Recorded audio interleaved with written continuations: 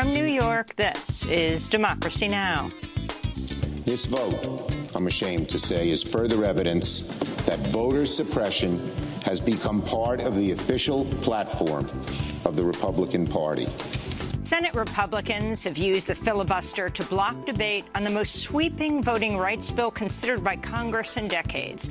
We'll look at the For the People Act and the fight over the filibuster with the Reverend William Barber of the Poor People's Campaign and Elizabeth Hira of the Brennan Center for Justice. The For the People Act is America's next great civil rights bill, an opportunity to transform our American democracy by changing how we draw congressional districts, protecting the right of every voter to vote, and changing, through campaign finance reform, who gets a seat at the table to actually run and represent everyday Americans, lifting up the policies that matter to all of us. Then the White House says it'll miss its goal of hitting 70% of adults at least partially vaccinated by July 4th, alarming public health officials as the COVID Delta variant rapidly spreads. We are not done until we completely crush this outbreak. The Delta variant is currently the greatest threat in the U.S. to our attempt to eliminate COVID-19. Good news, our vaccines are effective against the Delta variant. Conclusion, we have the tools, so let's use them and crush the outbreak. All that and more coming up.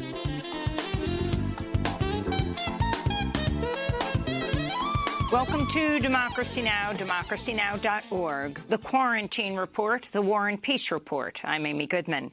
Senate Republicans blocked the sweeping voter protection bill For the People Act from advancing Tuesday in a major but expected blow to Democrats and to voting rights. The move comes amidst a crackdown on voting rights in Republican-led states and as calls mount to abolish the filibuster so Democrats can circumvent Republican stonewalling. Vice President Kamala Harris spoke after the vote. This is about the American people's right to vote, unfettered. It is about their access to the right to vote in a meaningful way. Because nobody is debating, I don't believe, whether all Americans have the right to vote. The issue here is there actual access to the voting process, or is that being impeded? President Biden and Democrats have vowed to keep fighting to protect voting rights at the federal level. We'll have more on this story after headlines. In Ethiopia, Reuters reports dozens of people have been killed after an airstrike in the Tigray region. A bomb was reportedly dropped on a market Tuesday afternoon. Health workers are reporting Ethiopian military blocked several ambulances from reaching the scene. Thousands of people have been killed in the Tigray region since the Ethiopian military invaded last November with support from Eritrea. There have also been widespread reports of war crimes, including sexual violence. Aid groups warn millions in the region are at risk of famine. Japan has restarted its first nuclear reactor in over 3 years, despite major concerns over its safety and widespread public opposition to Japan's continued use of nuclear power.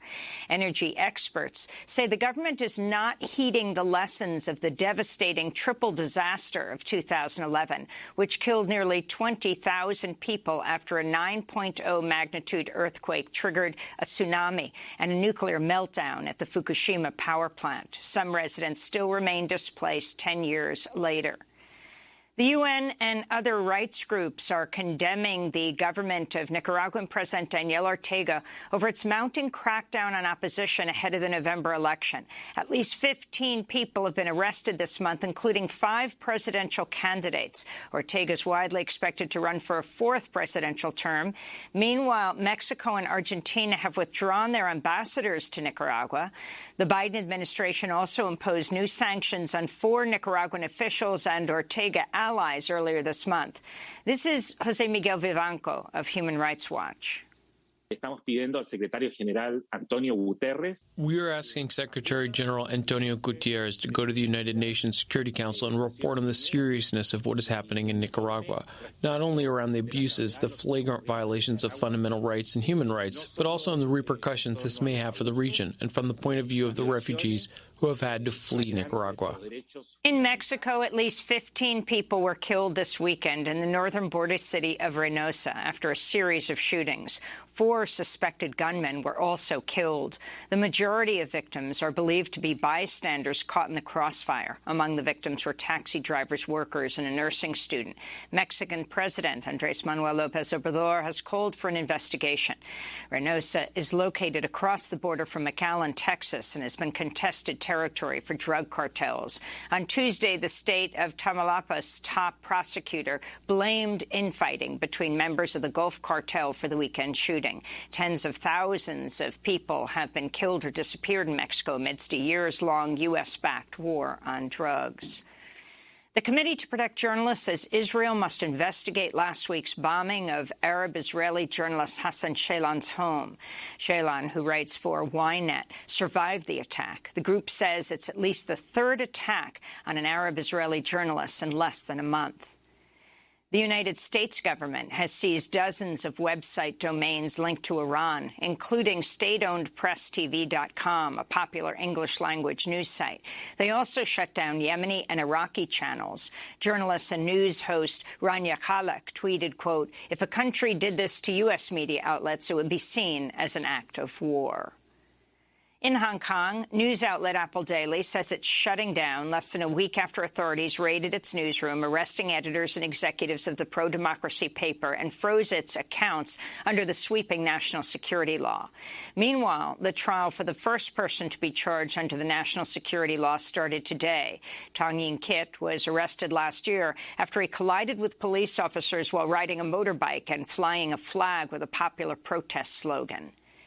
In Spain, a group of Catalan separatist leaders have been released from prison a day after they were pardoned. In 2017, the Spanish central government cracked down on the separatists following an independence referendum and the Catalan parliament's declaration of independence. Some of the freed leaders will still face a ban on holding public office. Political leaders who fled Spain are not included in the pardon. This is Pere Aragonès, president of the government of Catalonia. The decision taken today by the Spanish government is a recognition that the sentences were unjust. It is time for amnesty and the right to self-determination. An international coalition of over 200 groups is calling on the Biden administration to permanently end the so-called global gag rule, which bars nonprofits in other countries from receiving U.S. funds if they provide abortions or even refer or counsel people on abortion. Biden rescinded the rule, but it remains at risk of being reinstated in future Republican administrations. The New York Times reports 4 of the Saudi men who participated in the abduction and murder of Washington Post journalist Jamal Khashoggi in 2018 received State Department-approved paramilitary training in the U.S. The training was provided by the security company Tier 1 Group, which is owned by the private equity firm Cerberus Capital Management. In immigration news, the Biden administration will allow asylum seekers who were enrolled in Trump's Remain in Mexico program and ordered deported to their home countries to revive their asylum cases. Under Remain in Mexico, thousands of asylum seekers were forced to wait in often dangerous conditions in Mexico while their cases made their way through U.S. courts. BuzzFeed reports many of them were denied asylum because they couldn't make it to court because conditions were too dangerous to travel, while other asylum seekers never arrived to their court hearings in the U.S. because they were kidnapped by cartels, were ill, or denied entry because they were pregnant. This comes as immigrant justice advocates continue to denounce the Biden administration for expelling and turning away asylum seekers who recently arrived to the U.S.-Mexico border. As of June, the group Human Rights First has tracked more than 3,000 kidnappings and other attacks, including rape, human trafficking, and violent armed assaults against asylum seekers and migrants expelled at the U.S.-Mexico border since President Biden took office. Interior Secretary Deb Haaland announced Tuesday her agency will investigate the impact of government-run schools that sought to force the assimilation of indigenous children. The Interior Department, which oversaw the schools, will also seek to identify burial sites at the schools. Last month, The remains of 215 Indigenous children were discovered at one such school in Canada. This is Secretary Haaland. I come from ancestors who endured the horrors of Indian boarding school assimilation policies carried out by the same department that I now lead. The same agency that tried to eradicate our culture, our language, our spiritual practices, and our people. To address the intergenerational impact of Indian boarding schools and to promote spiritual and emotional healing in our communities, we must shed light on the unspoken traumas of the past. Pulitzer Prize-winning journalist Nikole Hannah-Jones says she will not join the faculty of the University of North Carolina at Chapel Hill next month without tenure. Hannah-Jones, creator of the 1619 Project, says, quote, political interference and influence led to the school board's decision to deny her tenure, which drew protest and sharp criticism from faculty, students, fellow academics, and some donors.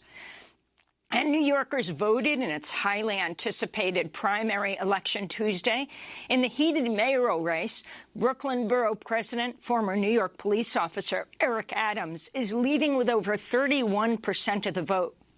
But it will likely take several weeks to announce a winner with the new ranked choice voting system. Civil rights attorney Maya Wiley is currently in second place with 22% of the vote, followed closely by former Sanitation Commissioner Catherine Garcia.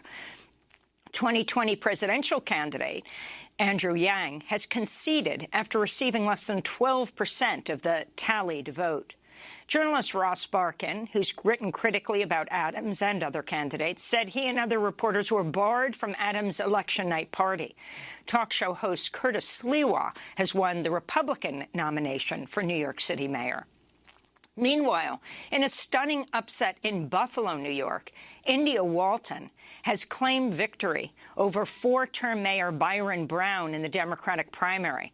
Politico reports Walton is poised to become the first socialist mayor of a large U.S. city in 60 years.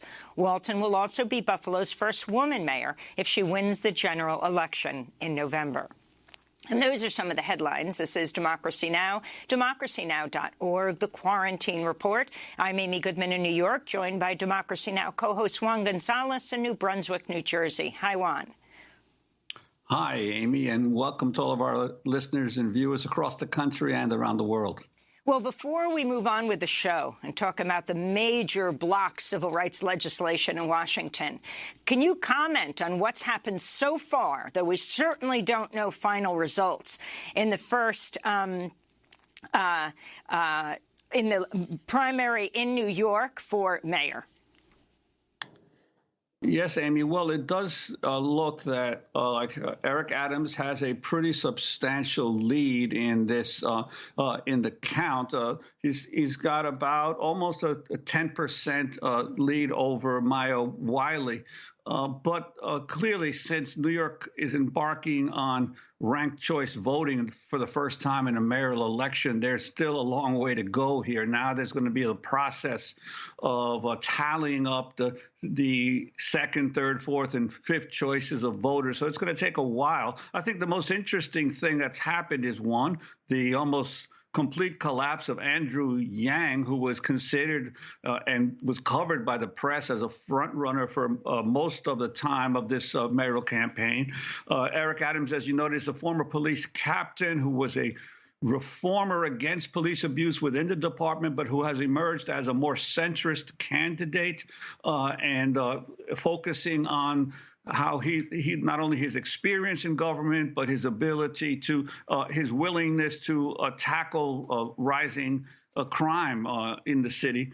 And another part of Adams is political viewpoints that hasn't gotten as much coverage. He's a big supporter of charter schools, and he got millions of dollars in support from many billionaires who are also charter school backers. So that remains to be seen how, if he does survive in the final count, what his policies will be toward the public school system.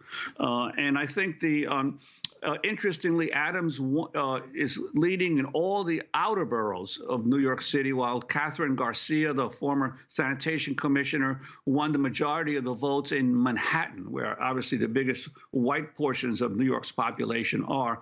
So this is it's going to be interesting to see. My sense is that Adams will probably prevail, but we don't know because we're in an uncharted territory when it comes to ranked choice voting now. Just a few years ago, Adams had described himself as a conservative Republican. Yes, but having known Eric Adams for many years, as I've mentioned before, I think his conservative republicanism was more a matter of convenience in that time, that he felt that he could get further within the Republican Party than the Democratic Party, because most of his policies, I would not consider them to be what we consider today Republican policies. Well, we will certainly continue to cover this closely watched race in New York City. When we come back, Senate Republicans have used the filibuster to block debate on the most sweeping voting rights bill considered by Congress in decades. We'll look at the For the People Act and the fight over the filibuster with Reverend William Barber and Elizabeth Heerer of the Brennan Center for Justice. Stay with us.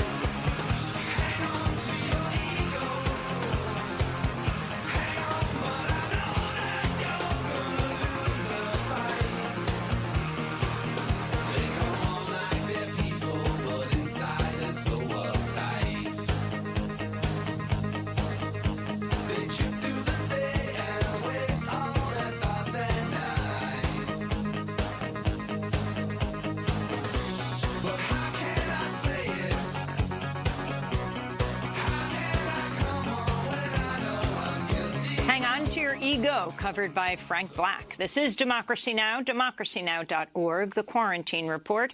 I'm Amy Goodman in New York with Juan Gonzalez in New Jersey. Senate Republicans have used the filibuster to block debate on the most sweeping voting rights bill considered by Congress in decades. Every Democrat voted to open debate on the legislation, the For the People Act, but not a single Republican agreed to. For months, Senate Democrats have been trying to reform the filibuster, but they've fallen short due to opposition from two fellow Democrats, Joe Manchin of West Virginia and Kyrsten Sinema of Arizona. This all comes as Republican state lawmakers are passing sweeping measures to suppress the vote around the country. According to the Voting Rights Lab, 18 states have enacted more than 30 laws to restrict voting since the November election. Senate Majority Leader Chuck Schumer said Tuesday the fight to protect voting rights is not over. Once again, Senate Republicans have signed their names in the ledger of history alongside Donald Trump, the big lie, and voter suppression, to their enduring disgrace.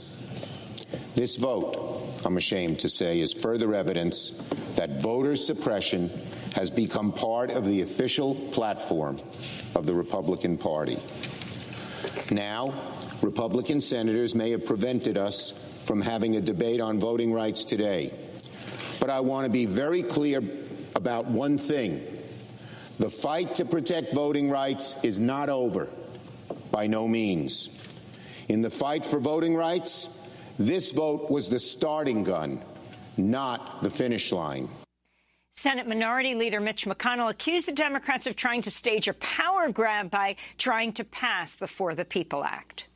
Later today, the Senate will vote on whether to advance Democrats' transparently partisan plan to tilt every election in America permanently in their favor. By now, the rotten inner workings of this power grab have been thoroughly exposed to the light.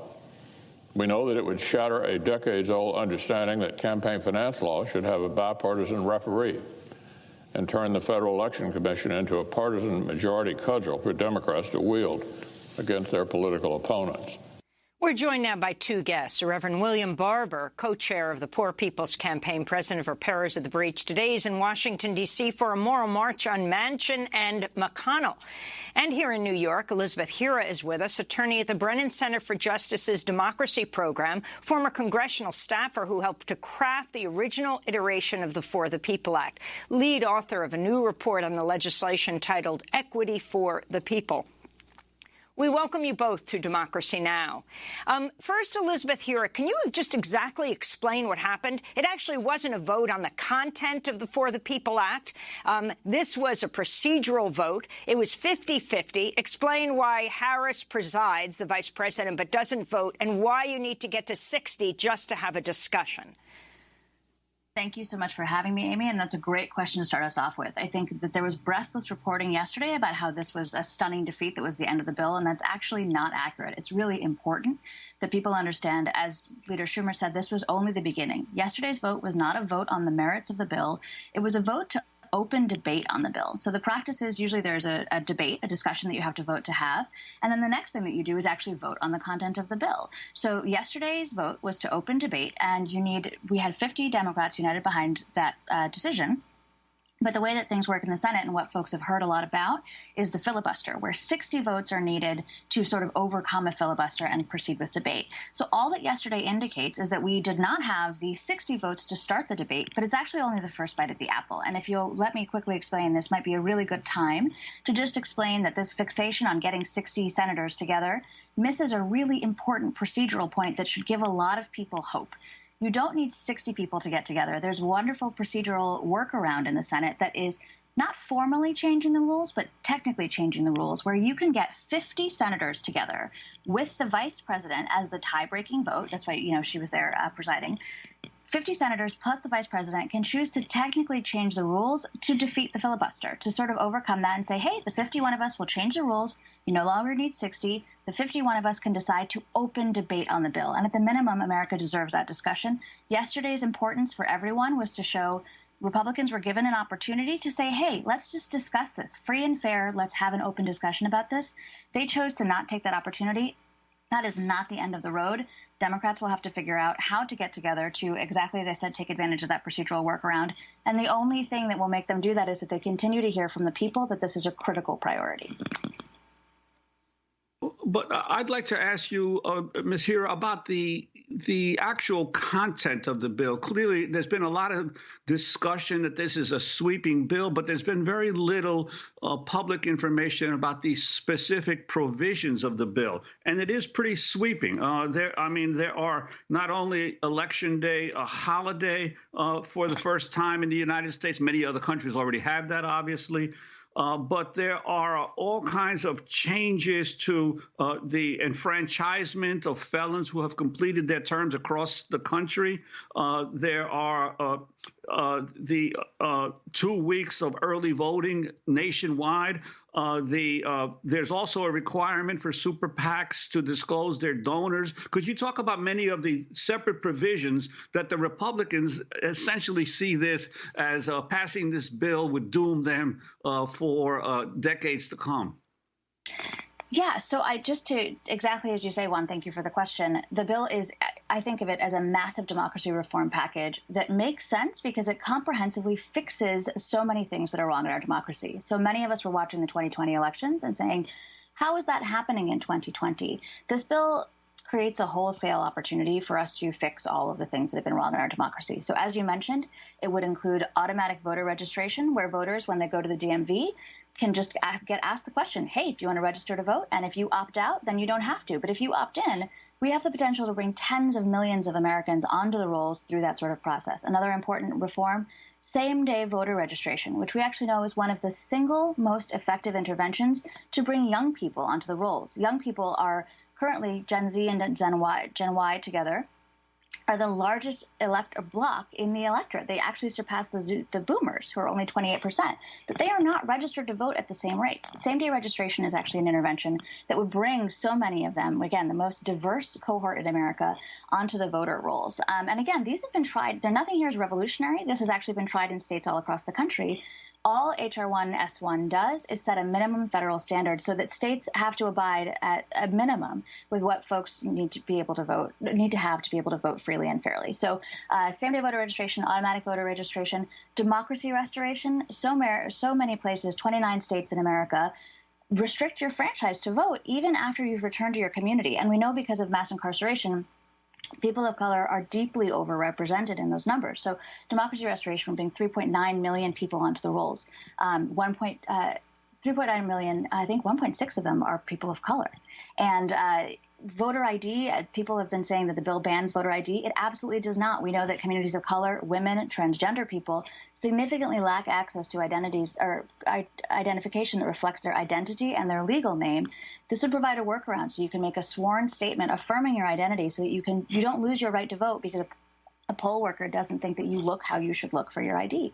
And to your point, it's also not just voting rights. I know folks have been focused on voting rights because, as Amy mentioned at the top, there's been this sweeping wave of voter suppressive efforts, not only the bills that have passed, but in 48 states, the Brennan Center has found that 389 bills have been offered to suppress the right to vote.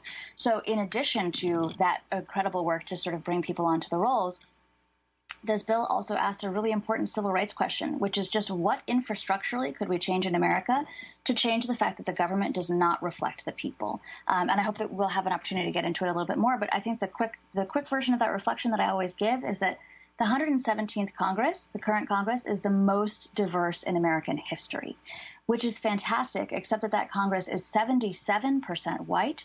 It is 73% male. Fewer than 5% of people in the last Congress reported ever having worked a blue-collar job. And, my fun fact that I hope people will share is that women in the House of Representatives only got their own bathroom on the House floor in 2011. Prior to that, they had to walk out to get their own votes. These structures were not designed to include all of America, and that's the history of exclusion is discussed in this paper that you just flagged from the Brennan Center. But this bill is an opportunity through campaign finance reform that discloses big money, that creates a small-dollar public financing system that is voluntary, funded by the people to get billionaires out of elections. It's sort of revolutionary in its ability to take all these really common sense things and fix them up, in addition to a package that says, hey, voters should be in line for only 30 minutes. So I could spend all day talking about it, but I really recommend that you look at the Brennan Center resources that very clearly lay out the content and, frankly, the import of this bill at this moment in history. And I'd like to bring Reverend William Barber into the conversation. Welcome once again back to Democracy Now! And Reverend, your reaction to what transpired yesterday in the Senate and what needs to be done for those who want voting rights reform. Thank you so much to both you and Amy. And let me just say, what my sister just did is what Democrats ought to be doing. They ought to be laying out this bill, not just saying things like we're fighting Jim Crow. It's not Jim Crow specific, it's James Crow Esquire, because this attack on this bill is trying to address what's happening to all people. And what the Republicans are doing in a real sense is being against all people. And what she just did is what they should be doing, what should have been done before we got to the debates, laying out the scope of this bill. Now, yesterday, all we saw is what we already knew. McConnell and his Republican cohorts are just mean, politically mean, and they are committed to keeping alive voter suppression that started with the Southern strategy. They are today Strom Thurmond. So we already knew that. We knew that last year when we saw them more willing to take a Supreme Court seat and keep people out of caskets because they wouldn't pass COVID relief, but they would rush through a way to replace a Supreme Court seat. So we already knew that. But the other side of this is we have to say this. I appreciate the leader saying that it shows where Republicans are, but as a moral leader, to just speak truth, we also got to talk about Manchin and Sinema, but really Manchin, because he's part of the problem. And that mindset, this so-called moderate Democrat, there's just no such thing as you will protect the right to vote moderately. You will assure domestic tranquility moderately. You will establish justice moderately. This could have been over and done with. The Democrats could have gone to as my sister mentioned, the 50, the vice president could have given a deciding vote. And at some point, if you're saying this is the thing, that keeps the democracy from falling. This is the moment. The other people are totally committed to voter suppression. You know you can't compromise with them because they don't even believe there's a problem. So if this is the thing, then you must act with the power that you have, the power you were given. And how we've never, Manchin now wants this compromise. This sets up a possibility of that bill replacing the John Lewis bill because he wrote the bill. And that would be a travesty if we start arguing on the Manchin compromise. We've never had photo ID. He wants that. We're in court fighting right now and winning. I come from a state where we beat a voter ID. And why does a senator from West Virginia, where 79% of his people want the full vote on this bill and VRA, 81% of Democrats, why does he get to put a compromise forward that weakens? One thing is he wanted to compromise from, say, 20 early voting days to 15, but that's not what we're talking about. He wants to weaken the ability of the Attorney General to enforce preclearance. There's nothing in his compromise about addressing felony disenfranchisement. What we should have right now is the best voting rights lawyers vet the impact of the compromise, put it aside, and Democrats need to use their power.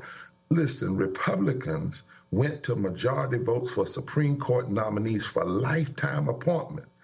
This is about the life of this democracy. We need to go ahead and pass this bill, end the filibuster. They have the power to do it, and pass this bill. Lastly, in state houses across this country, some of the poorest states, the reddest states, they are passing voter suppression laws. But this is the connection we also have to make. The same people that are pushing voter suppression laws to deny and abridge the right to vote are also against expanding health care, against living wages. They are against a true infrastructure bill. They are against climate change. You have to connect the two. The voter suppression also suppresses us moving forward on the things that would lift all Americans. And truth of the matter is, Manchin ought to be ashamed of himself for coming from a state, the mountaineer state. And that's why today people are coming from West Virginia and Kentucky. We marched on his office a week ago to say to McConnell and Manchin, it's time out now. We wish McConnell would change. He probably won't. But Manchin and those others need to quit this foolishness. We shouldn't be going through this for another 3 and 4 months. This is a tool. Voter suppression is a tool of the committed racists and the greedy aristocracy to undermine the votes of the people. It's not just a black thing. It is, in fact, the way in which the powers like the U.S. Chamber of Commerce wield power by promoting and supporting those persons in the political system that would suppress the vote. Let me read, lastly, something Dr. King said. The threat of the free exercise of the ballot by the Negro and white masses alike resulted in the establishment of a segregated society.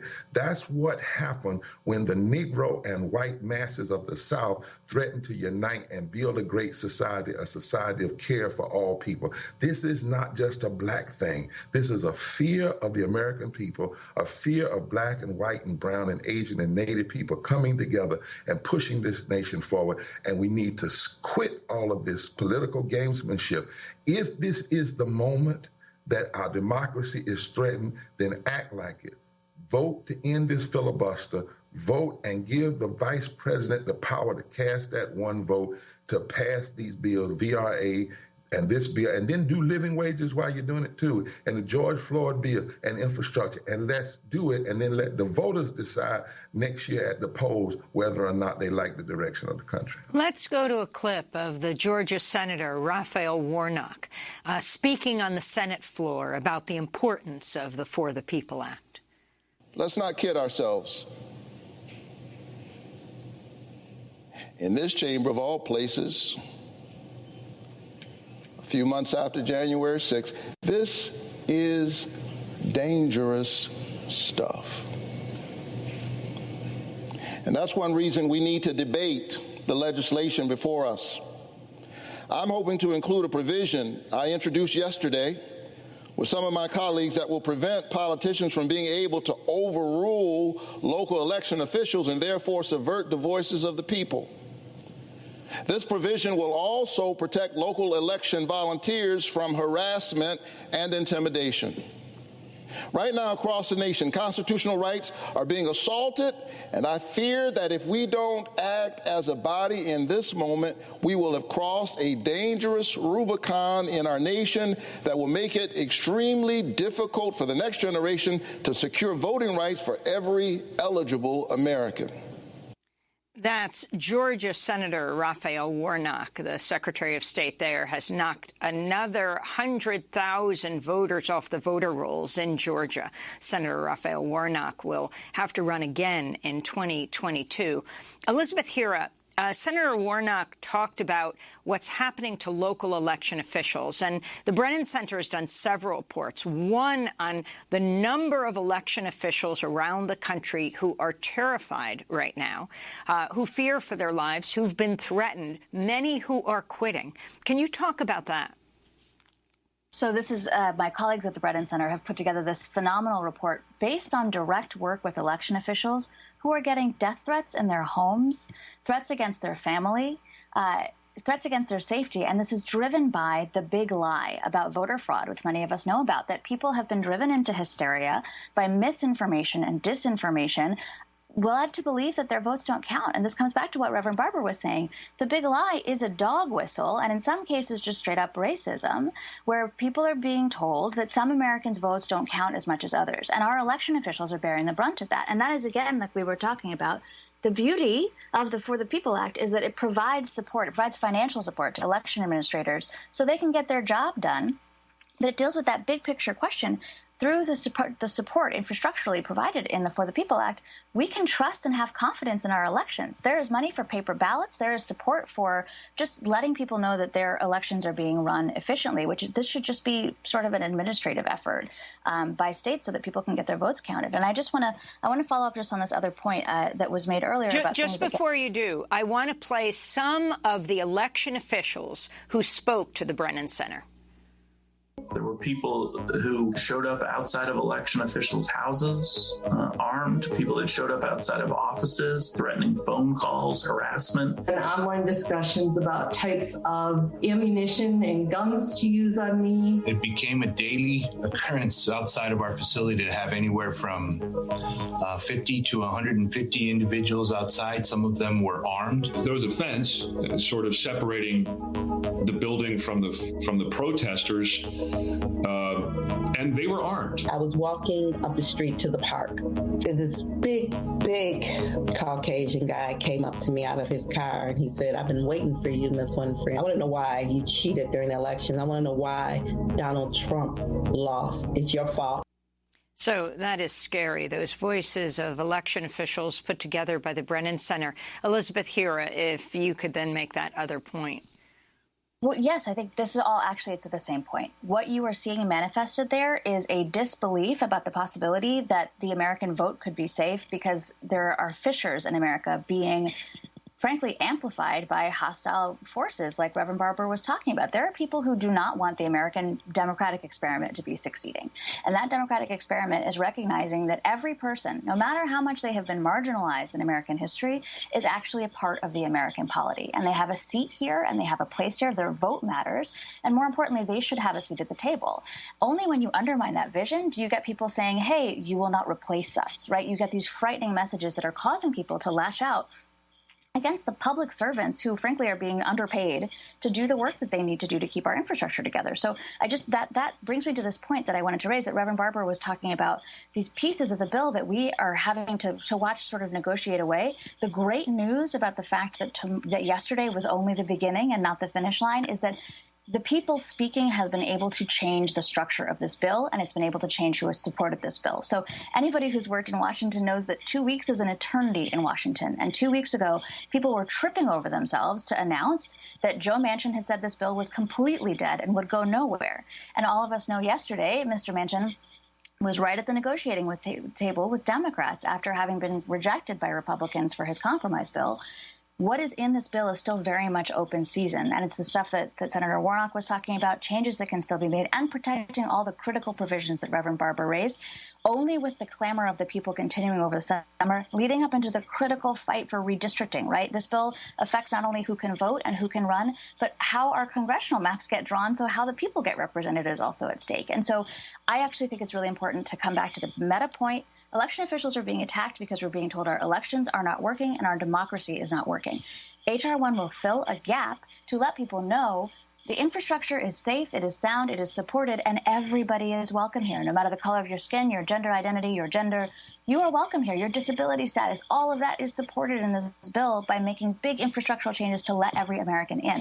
And the critical point of that is it doesn't matter for its own sake. It matters because it lets Americans get to the work that we actually need to do. Washington's focus on political infighting that, frankly, everyday citizens can't afford to care about. Exactly as Reverend Barber said, we have people in food pantry lines.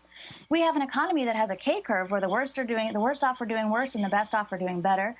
We have basic problems in education. Elizabeth, if I can, I'd like to bring in Reverend Barber. I wanted to ask him if he has any further comments, but also if you could talk a little bit about the John Lewis Voting Rights Act, which is likely to come to the Senate floor later this year. Your thoughts about whether this legislation will fare any better than what's happened so far with the For the People Act? Well, it will if we don't have gamesmanship among the Democrats. Now, you have power, you hold more responsibility than the people that are in the majority. So I'm hoping that this is not a gamesmanship. Now, we also heard from the Senate Majority Leader that he got Manchin to the table with an agreement to bring his compromise bill up with the things that actually take away much of what my sister was talking about. We can't have that. I mean, you think about, there's nothing in that compromise bill about modernizing the voting systems. This is nothing about the felony disenfranchisement, but you want to replace that with something we never had nationwide, which is a form of voter ID. Listen, you cannot say something is dangerous. As my dear friend Senator Warnock said, we're at a dangerous point, and then you say, oh, I see you drowning, but let's have another compromise. Let's have another debate. The power is with the Democrats. And that's why we're marching today and we'll continue. And what we're saying is we need street moral heat, nonviolent. We don't need an insurrection, violent insurrection. We need direct action nonviolently. We need to get in the streets and march on these senators, Democrat and Republican in that state. Need to come to D.C. We're going to launch that today because this is the moment. And we can't afford to see something compromised away. You know, the Voting Rights Act was compromised. That's why we still have some of the fights we have today. The Civil Rights Act was compromised in 64. We've had too much of that. Some things are non-negotiable. The 15th Amendment says nobody, no state, no entity has the right to deny or abridge. And all of the things that McConnell and them want to do is an abridgment of the right, which means it's violating the Constitution. So this should be easy. This should be an easy, we've done this, we've talked. You all want to use this coward political filibuster that's really nothing but interposition and nullification. We're going to 50 and we're going to go to the 1. You can debate then when we bring it to the floor. We'll add the amendments. We're going to do 50 and 1, and you can come over if you want to. Listen, they can still come on over, but if not, they have to understand they're not going to shut down this. And we, the people, have to now move in the streets. This is not just emailing and texting time. That's why we're marching today, and we will continue. And I want to say one other thing. We've got to lift this up for everybody. It can't just be, as I said, a black issue, black versus white. Republicans actually want that. No, this is the denial of this bill hurts everybody. And lastly, you know, I don't normally talk about stuff like this, but this is how dangerous some of what Manchin is doing is by lingering and keeping this out there and negotiating. When we went to West Virginia, I got a threat. Very, very serious one, said, if you keep marching, we will kill you. You know, when you keep this stuff out here like this, instead of just dealing with it, just go ahead and deal with it and move on. That's what Republicans do. They don't wait around. They will deal with their wrong. They will vote on wrong and move on. Democrats need to move on. All of this playing around, Manchin might change party. He's not going to change party. You know, he's not going to do that. But we need to get this done. And it can get done. And we're going to call on him to be a true mountaineer. West Virginian mountaineers are always free. Sinema, none of these, she needs to move. Not one of them, not one Democrat said during the election, if you elect me, I'm going to stand against the For the People Act. I'm going to compromise it away, you know. And by the way, the For the People Act is the John Lewis bill. The Voting Rights Act, they put his name on it, but the For the People Act is the John Lewis bill. He wrote that bill. That's his dream, written in his blood, written in the blood of all the martyrs. So if you really want to pass the John Lewis bill, you pass the For the People's Act. The Voting Rights Act was already passed years ago. We just need to restore pre-clearance that was knocked out by 5 members of the Supreme Court 8 years ago. And McConnell, Manchin, all of them, they've had 8 years since 2013 to fix this. So we need to do this and do this now, and it needs to happen. But we don't need it just to keep lingering and playing games and begging folk. We need to push out. And we're going to say to Manchin, mountaineers are supposed to always be free. Even Robert Byrd, when he changed from being a suppressionist and a racist to being about the Constitution and justice, he came up with ways. He didn't even like this kind, Senator Robert didn't even like this kind of filibustering because it's a cowardly thing. You don't have to stay on the floor. You don't have to debate. All you have to do is say you don't have 60. So honor the legacy of Senator Byrd and Mother Jones, who said, pray for the dead and fight like hell for the living. Do what's right. That's what has to be said. That's why we're coming. And people are willing to even put their bodies on the line. But we need a season now of nonviolent action all across this country and in states. And we're going to try to signal that on today. People just need to begin and say, now is the time that we keep this democracy from spiraling downward to something that is other than the promise that has been made to us. This is the moment that we either breathe life and resuscitate this democracy, or we continue to snuff it out. And when you're in crisis, the last thing you need somebody doing is standing over you saying, well, I wonder, are we going to help them? Let's debate a compromise. There should be no compromise when it comes to protecting the right to a vote from being denied or abridged. Reverend Dr. William Barber, I want to thank you so much for being with us, co-chair of the Poor People's Campaign, president of Repairers of the Breach. He is speaking to us from Washington, D.C., where he is leading a moral march on Manchin and McConnell today. And Elizabeth Hira, joining us from New York, with the Brennan Center for Justice, lead author of their report, Equity for the People, S1, HR1, and the Fight for an Inclusive Democracy. We will link to that report. Next up, the White House says it'll miss its goal of getting 70% of adults at least partially vaccinated by July 4th, alarming public health officials as the COVID Delta variant rapidly spreads. We will talk with an epidemiologist about what this means. Stay with us.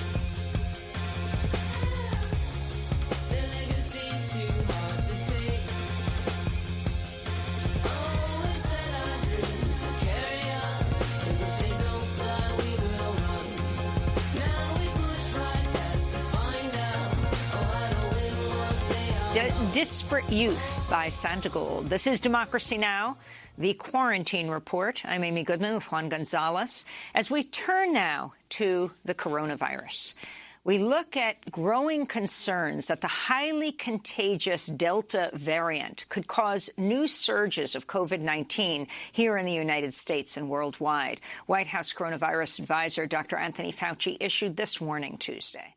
We are not done until we completely crush this outbreak. The Delta variant is currently the greatest threat in the U.S. to our attempt to eliminate COVID-19. Good news, our vaccines are effective against the Delta variant. Conclusion, we have the tools, so let's use them and crush the outbreak. This comes as the White House says it'll miss its goal of getting 70% of adults at least partially vaccinated by July 4th. Vaccinations are available for anyone ages 12 and up in the United States, but just 45% of Americans are fully vaccinated. Only 16 states have fully vaccinated more than half of their populations. Earlier this week, the World Health Organization warned the Delta variant's fast becoming the dominant source of new COVID-19 cases globally. For more, we're joined by Dr. Ali Khan, epidemiologist and Dean of the College of Public Health at the University of Nebraska Medical Center. He's a former director of the CDC's Office of Public Health Preparedness and Response and the author of The Next Pandemic, on the front lines against humankind's gravest dangers. Dr. Khan, welcome back to Democracy Now! So explain what the Delta variant is and why it is so significant when it comes to low number of vaccinations throughout the South and in states like Utah and Missouri. Thank you, Amy. Always a pleasure to chat with you. So before talking about the Delta variant, let's actually talk about a little bit about the good news. 150 million Americans that have been fully vaccinated here in the United States. And after a 2-week pause, we've a stall of cases. We're slowly seeing cases come back down again in the United States. Now, unfortunately, there are multiple states that have not been very aggressive in vaccinating people. And what we're seeing now is cases, small outbreaks in areas where there have not been good vaccination. The Delta variant. So the virus mutates all the time, and it has multiple different types of variants. Sometimes those variants become variants of concern because they're more infectious, more deadly, or don't respond to our treatments very well. And Delta is one of those variants. When we had this conversation 2-3 months ago, we were talking about the Alpha variant, which quickly, within 8 weeks, became the dominant variant in the United States. And now this Delta variant is 60% more infectious than the Alpha variant, definitely leads to, looks like, more severe disease. And while vaccine is very effective for severe disease, it's not as effective for mild disease. And this variant went from, I think, like 2.7% on May 22nd to now estimates are 20 to 30% currently. So in essentially less than a month. So our expectation should be by July, this will be the dominant variant.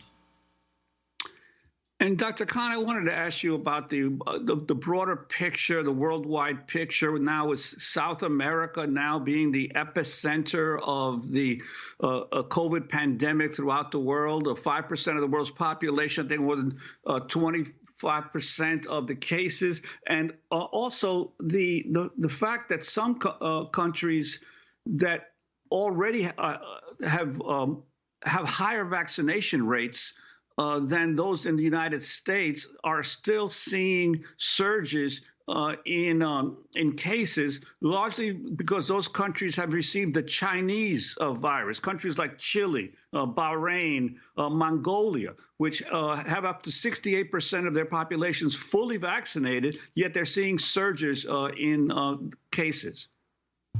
Thank you, Juan, for that question. So it's actually 2 questions and maybe 3. So let's do the first part. So while we had great news about vaccination here in the United States and in many other countries, that's not true worldwide. So worldwide, there's only been about 2.7 billion vaccines administered, and that's 17% of the global population. So there's a long way to go in vaccinating the rest of the world. And that inequity is showing up in lots of cases, and mainly, as you mentioned, in South America. So South America has 7 of the 10 countries with the most cases are in South America. There's also a second piece to that, which is that undoubtedly a number of countries that chose Chinese vaccines, the Sinovac vaccine, the Sinopharma vaccine, despite very high coverages, actually coverages as high as Israel, they're seeing a lot of cases. Now, it's not just probably because the vaccine doesn't work. It has to do with, how fast they opened up. but there is real concern that these vaccines may not be very effective. And I think it's really important for those countries to continue to test how effective those vaccines are and not have a false sense of security because they have these high vaccine rates to think we're fine, because they're absolutely not fine. The World Health Organization said Monday it's setting up a hub in South Africa to help poorer countries. Can you talk about the role the U.S. should be playing, poor and middle-income countries producing their own COVID-19 vaccines using the mRNA technology behind the world's most effective shots? So the U.S. has been playing a leadership role both from a multilateral standpoint and a bilateral standpoint. So President Biden's recent announcement of giving 500 million doses worldwide to the multilateral effort led by WHO pretty much puts the U.S. in the lead compared to any country in the world. So the U.S. has been showing dramatic leadership on a global stage in getting countries vaccinated. And then bilaterally, for example, Taiwan just got 2.5 million or something vaccines from the U.S. Recently. So bilaterally, the U.S. is also supporting countries based on their political alignments. We are also the U.S. is also supporting India and other countries, but I think there's always more that can be done to help support local production of vaccines. And how can we support that with sort of patent issues to allow these vaccines to be made elsewhere and the know-how to do it? Because let's be honest, 40 million doses a day is going to take us years to vaccinate the world. And given how these variants keep popping up, unless we get cases down across the world, we're at risk of just another variant coming into the United States and restarting our outbreak, and potentially a more deadly variant that doesn't respond to our vaccines. And Dr. Khan, I'm wondering your advice on a question that many doctors are receiving now in terms of people with very young children, infants, toddlers, who are not yet eligible for any vaccine, the issue of returning to school in the fall, how their caregivers should be dealing with the children. Your advice? So my advice is that we have lots of experience now globally and in the United States on how we can get our kids back in school safely. And the number one way to do that is make sure we all get vaccinated. So every adult, every individual 12 and older can get vaccinated. And when you get cases so low in the community, our younger kids between 5 and 12 will not be at risk. So that's the secret. Everybody who is eligible to get vaccinated needs to get out there and get vaccinated. Now, Dr. Rochelle Walensky addressed this issue yesterday, a few days ago, about I guess there's about 300 reported cases of myocarditis, of inflammation of the heart among very young children. What is your concern about this? Today, following up on Dr. Walensky's comments, the Advisory Committee for Immunization Practices, which is an independent group that advises CDC and the United States on how to use vaccines, will be reviewing these 800 reports to see whether or not they believe there's a link to the vaccine, and then what advice they need to give Americans. So they'll compare it to how often this usually occurs, how often it occurs with the vaccine, what the risk of the disease is, and how to protect kids. I think the good news has been that these cases have pretty much been very mild, but I'm looking forward to see the data today so that we can make a more informed judgment about continuing to vaccinate kids, especially potentially kids less than 12 years of age. And we just have 10 seconds, but there's now this discussion of booster shots after 8 months or a year in the United States, when so many countries in the world don't even have access to any vaccines. Your comment?